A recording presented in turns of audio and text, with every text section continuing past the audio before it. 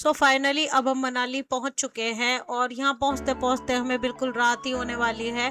तो सबसे पहले हम होटल में भाई अपने कमरे लेते हैं और उसके बाद अपना लगेज वगैरह जमा लेते हैं कमरों में। और यहाँ निकले हम मॉल रोड की तरफ, मॉल रोड घूमने के लिए, जो कि मनाली का एक काफ़ी फेमस मार्केट प्लेस है। तो यहाँ पर भाई हम हिमाचल के ट्रिप पर निकली, हमारी पूरी फैमिली। मेरा नाम है चांदनी और welcome to my channel my world my way. अगर चैनल पर नए हैं तो प्लीज़ सब्सक्राइब कर दें और वीडियो अच्छी लगे तो लाइक ज़रूर करके जाना आप लोग। यहाँ पर मैंने आपको पिछली वीडियो में बताया भी था कि हम कुल्लू से मनाली की तरफ रोड ट्रिप जो भी किया था और बीच में जो भी रास्ते सुंदर सुंदर से हमें दिखाई दिए थे वो सब मैंने पिछली वीडियो में आपके साथ शेयर किए हैं। आप चाहे तो वो वीडियो भी जाकर देख सकते हैं और प्लीज़ सपोर्ट करें भाई, मुझे सपोर्ट की बहुत ज़्यादा ज़रूरत है।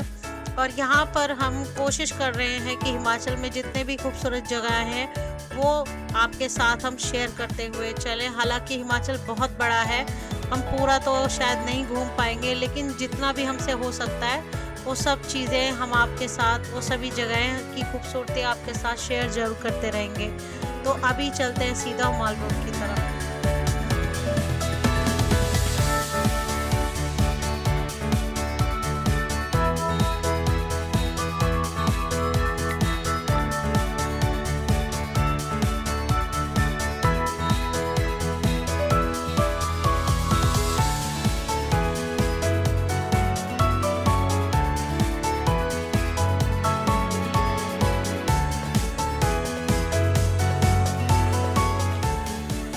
चारों तरफ जगमगाती हुई दुकानें, ऊंचे ऊंचे पाइन के पेड़, पहाड़, खूबसूरत सा मौसम और भीड़ भाड़ वाला ये इलाका, ये सभी मिलकर भाई मनाली के मॉल रोड को एक अलग ही रूप देते हैं।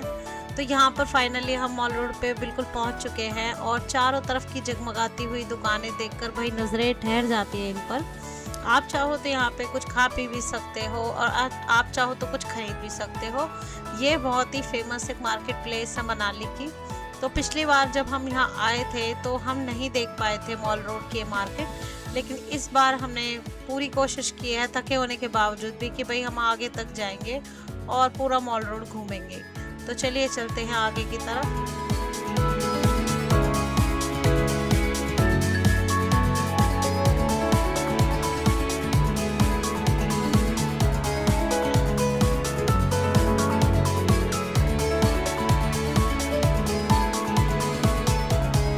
बारिश होने के बावजूद भी हमें यहाँ पे काफ़ी चहल पहल देखने को मिलती है और इतनी बारिश में ना घूमने का एक अलग ही मज़ा होता है। यहाँ पर ठंड का मौसम बढ़ता जा रहा है और ज़्यादातर लोग रेनकोट और छतरियाँ खरीद रहे हैं यहाँ पे। तो हमने भी बच्चों के लिए 2 रेनकोट और एक बड़ा सा छाता खरीद लिया है।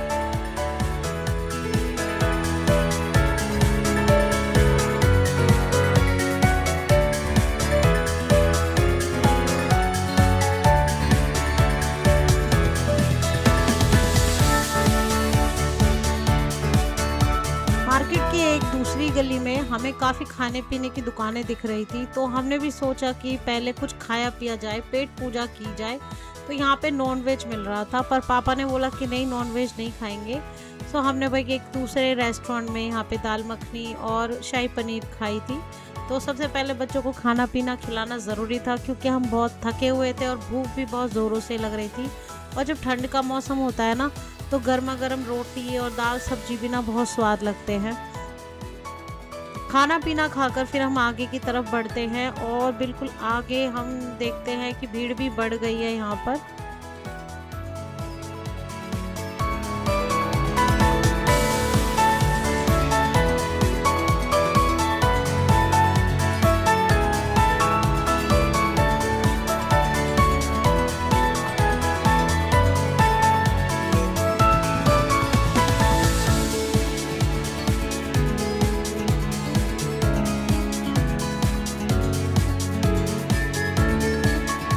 मॉल रोड की एक खासियत मुझे ये भी लगी कि यहाँ पर कोई भी मुझे व्हीकल नहीं दिखाई दिया, मतलब ना 2 व्हीलर ना 4 व्हीलर, इवन मुझे कोई साइकिल चलाता हुआ भी नहीं दिखा था यहाँ पर।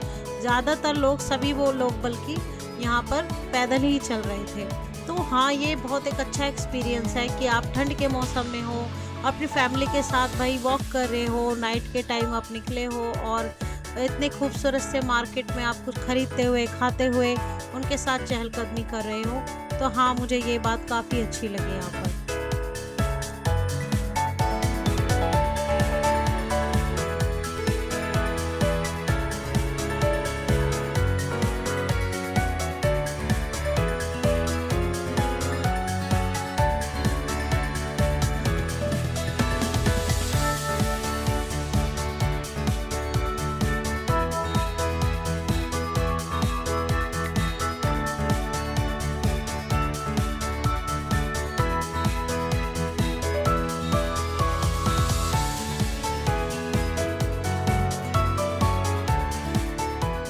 थोड़ा आगे चलकर हम देखते हैं कि एक तरफ वाटरप्रूफ टेंट लगा हुआ है और यहाँ दुर्गा माँ का एक मंदिर भी है। तो काफ़ी लोग टेंट के नीचे बारिश से बचने के लिए भाई खड़े थे और यहाँ हम आ गए हैं भाई एक एटीएम के आगे खड़े हैं, क्योंकि हमारे पास अभी कैश ख़त्म हो गया है तो हम कैश निकाल रहे हैं। यहाँ पे थोड़ा कैश चाहिए था हमें। तो यहाँ पे मायरा भाई बिल्कुल परफेक्ट पेंगुइन बनी हुई है, क्योंकि इससे रेन कोट में ना परफेक्ट ढक लिया है इसको एकदम पूरी तरीके से, और ये बारिश को काफ़ी एंजॉय कर रही है। तो हम थोड़ी देर के लिए यहीं रुक जाते हैं क्योंकि बारिश बहुत ज़्यादा तेज़ हो गई थी।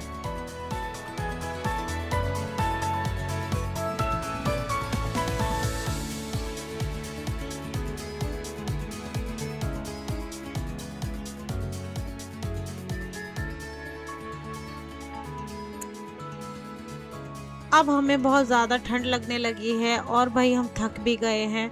तो अब मुझे लगता है कि हमें भाई होटल की तरफ चलना चाहिए, क्योंकि मेरी पूरी जो जैकेट है वो भी गीली हो गई है। तो ऐसे में कपड़े सुखाना भी बहुत ज़रूरी है।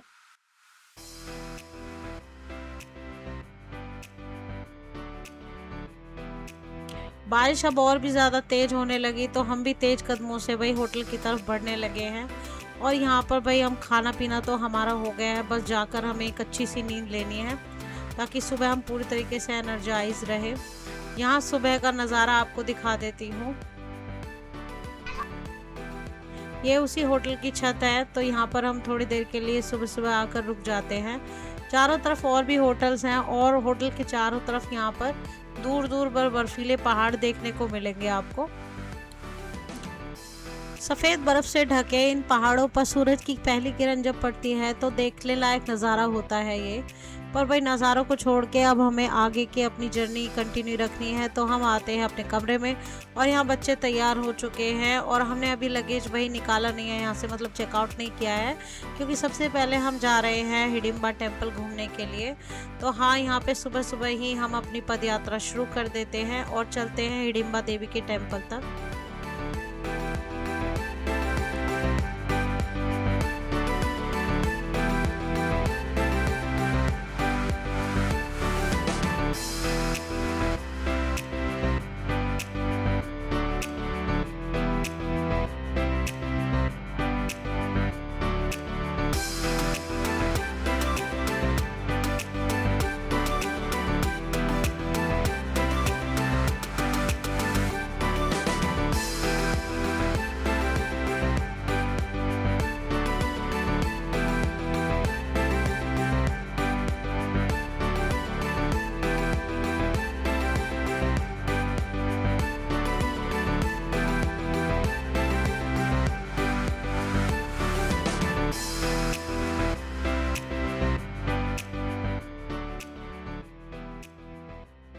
होटल से हिडिंबा टेम्पल की दूरी करीब 1 से 1.5 किलोमीटर है। और आप चाहो तो यहाँ टैक्सी या अपनी गाड़ी से भी जा सकते हो, लेकिन हमें भाई सुबह सुबह का ये नज़ारा ना ये छोड़ना नहीं था, तो हमने यहाँ पैदल चलना ही स्टार्ट किया और यही हमें सबसे अच्छा लगा।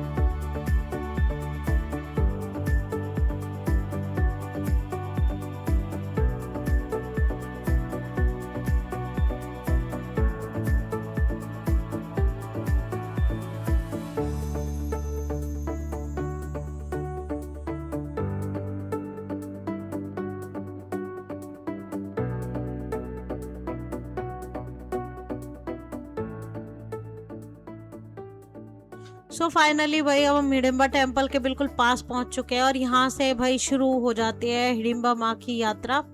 तो अब हमें यहीं से ऊपर की तरफ बढ़ना है और देखिए भाई कितने सारे डॉगीज यहाँ सोए हुए हैं, धूप सेक रहे हैं, सन बात ले रहे हैं। तो अब इनके बीच से वही होकर आगे की तरफ बढ़ते हैं हम। और आप नज़ारा देख लीजिए, बहुत हरा भरा, बहुत ही एकदम फ्रेश एयर, बहुत सुकून मिल रहा था यहाँ पे। हाँ, हालांकि हम हार भी रहे थे क्योंकि बहुत आगे तक हमें चढ़ाई चढ़नी है यहाँ पे, लेकिन यहाँ पर हमें ये सब चीज़ मंजूर है क्योंकि ये खूबसूरती हम गंवाना नहीं चाहते।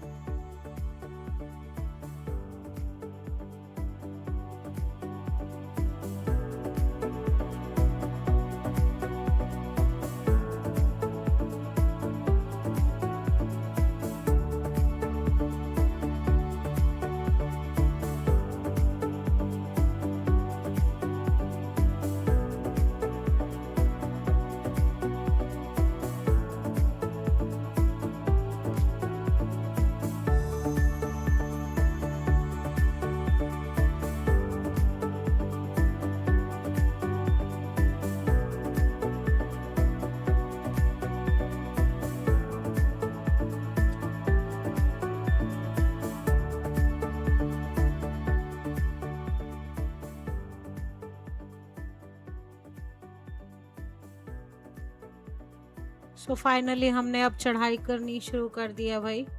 और चारों तरफ यहाँ पे बस पाइन के पेड़ ही दिखाई देते हैं आपको, ऊंचे ऊंचे ये देवदार के पेड़, और इनके बीच से जाती हुई ये पत्थर की सीढ़ियाँ।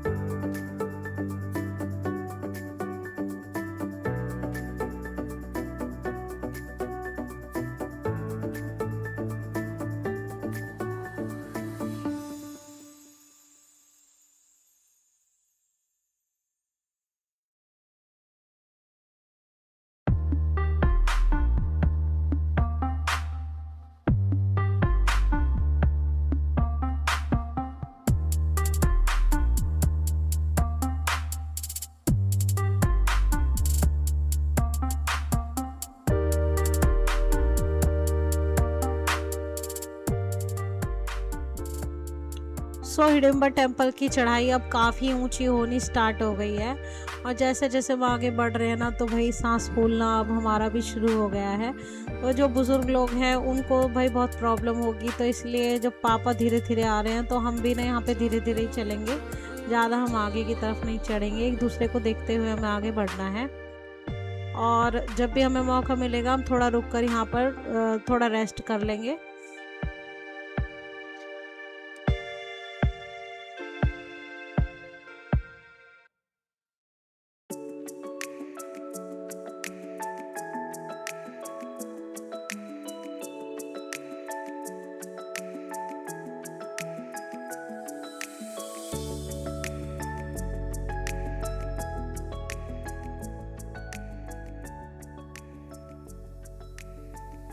अब यहाँ पर हमें एक बेंच मिल जाती है, तो थोड़ी देर हम सांस लेने के लिए भाई यहाँ रुक जाते हैं, क्योंकि हमारी हालत भी अब बहुत ख़राब हो रही है, खासकर मेरी कुछ ज़्यादा ही हो रही है। तो इसीलिए अभी पापा भी नीचे की सीढ़ियों पे ही हैं, तो उन्हें आने देते हैं और थोड़ी देर के लिए हम वेट भी कर लेंगे और हम रेस्ट भी ले लेंगे।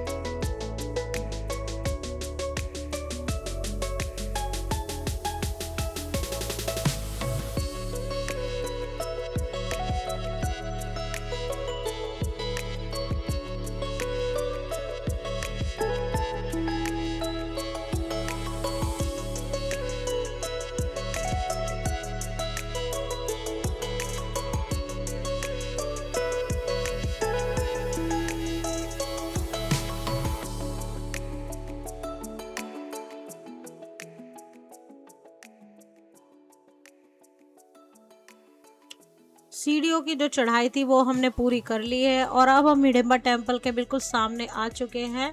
थोड़ी सी दूरी पर ये हमें भवन दिखाई दे जाएगा और यहाँ पर आप देख सकते हो कि यहाँ के जो वेंडर हैं, यहाँ के जो लोकल लोग हैं, वो यहाँ पर इस तरीके की चीज़ें छोटी छोटी दुकानें लगाकर बेच रहे हैं। आप चाहो तो कुछ खरीद भी सकते हो, लेकिन हमें सबसे पहले भाई दर्शन करने हैं माँ हिडिंबा के।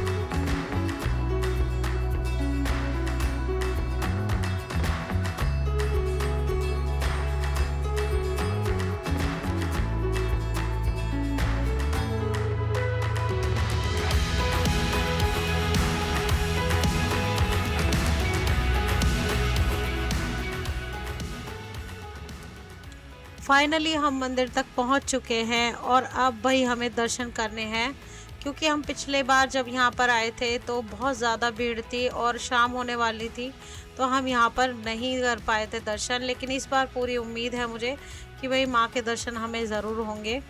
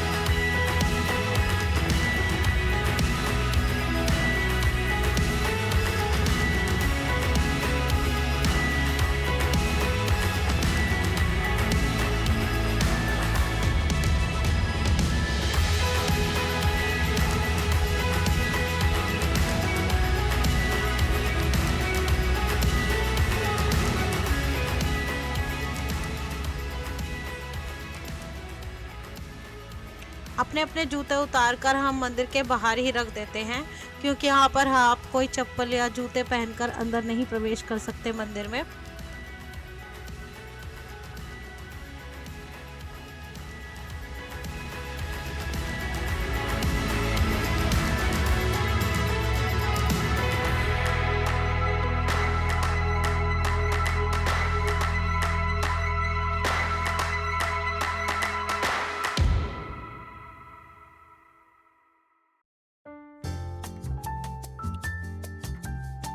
माँ हिडिंबा का ये मंदिर पूरा लकड़ी से बना हुआ है और अपनी लकड़ी की जो वास्तुकला है इस मंदिर पर उकेरी गई है, उसके लिए काफी फेमस है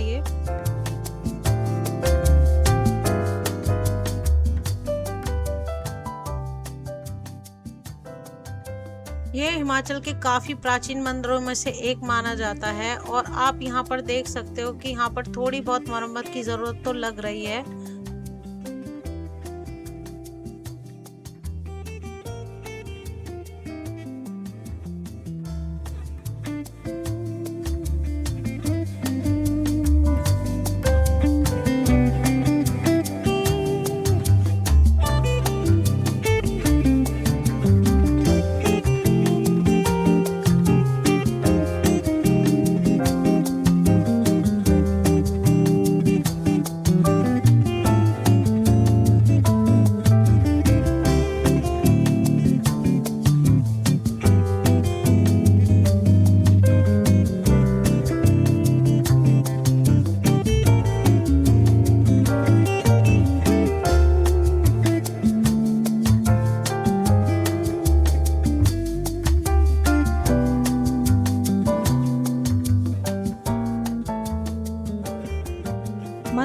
छत पगोड़ा शैली की है और ये करीब 4 मंजिला है।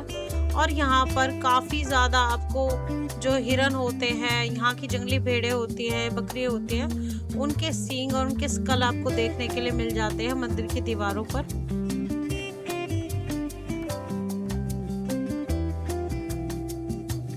मंदिर के चारों तरफ देवदार के ऊंचे ऊंचे पेड़ लगे हुए हैं, जिससे मंदिर की खूबसूरती और भी ज्यादा बढ़ जाती है।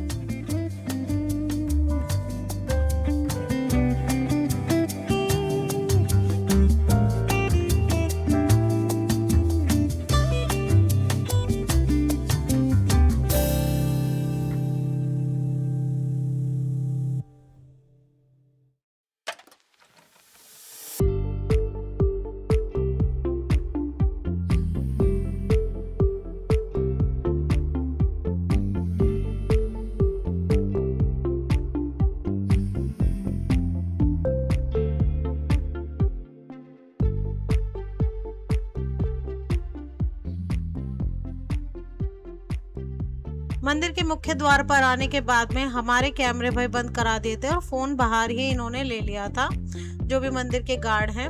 और उसके बाद हमने दर्शन बहुत अच्छे से किए यहाँ पर। और अब की बार भाई बड़े सुकून के साथ हमने माता के दर्शन कर लिए हैं। तो अब हमने अपने फ़ोन लेकर यहाँ पर आगे की तरफ बढ़ते हैं और थोड़ा अब घूम लेते हैं मंदिर के चारों तरफ।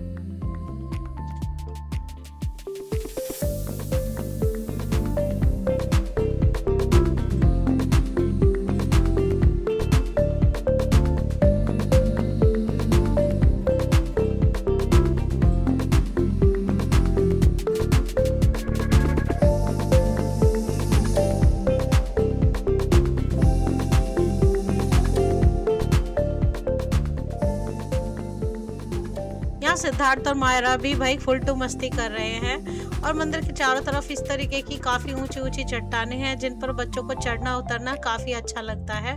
तो अभी ये लोग भाई अपनी एक्टिविटी करने में ही बिजी हो रहे हैं।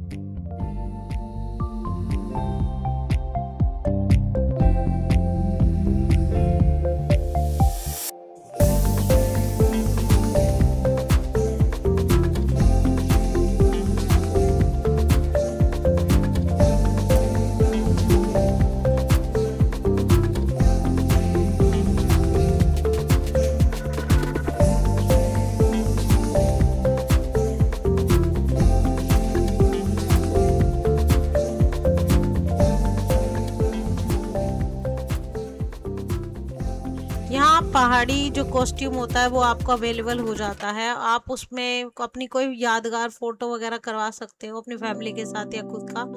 और यहाँ पे एक आंटी से मेरी बातचीत हो रही है, उनके हाथ में पहाड़ी खरगोश है, काफ़ी क्यूट सा, और वो फ़ोटो के लिए बोल रही है। लेकिन नहीं, इस बार हमने कोई फ़ोटो वगैरह नहीं कराया है।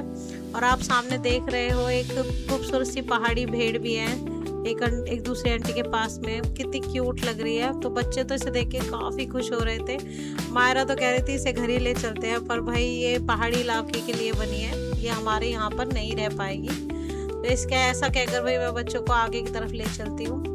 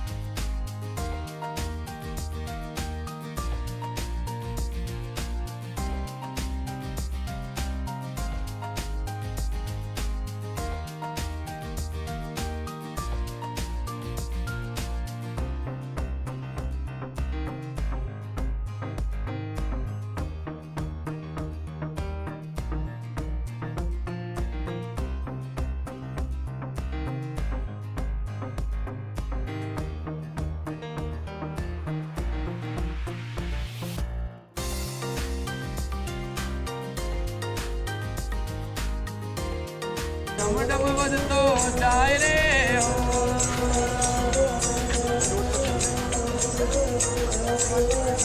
भोले भोले शंकर भोले भोले भोले भोले शंकर भोले भोले।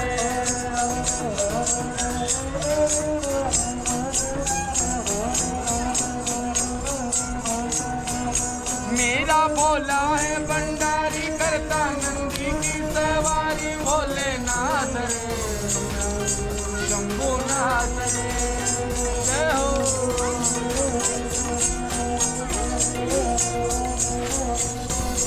मेरा भोला है भंडारी करता नंदी की सवारी। भोलेनाथ रे शंभुनाथ रे।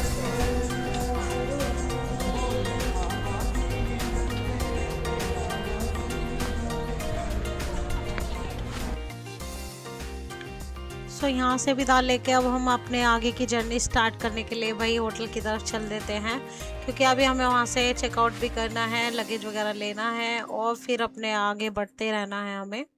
तो अगला डेस्टिनेशन होगा हमारा अटल टनल की तरफ। तो चलिए चलते हैं।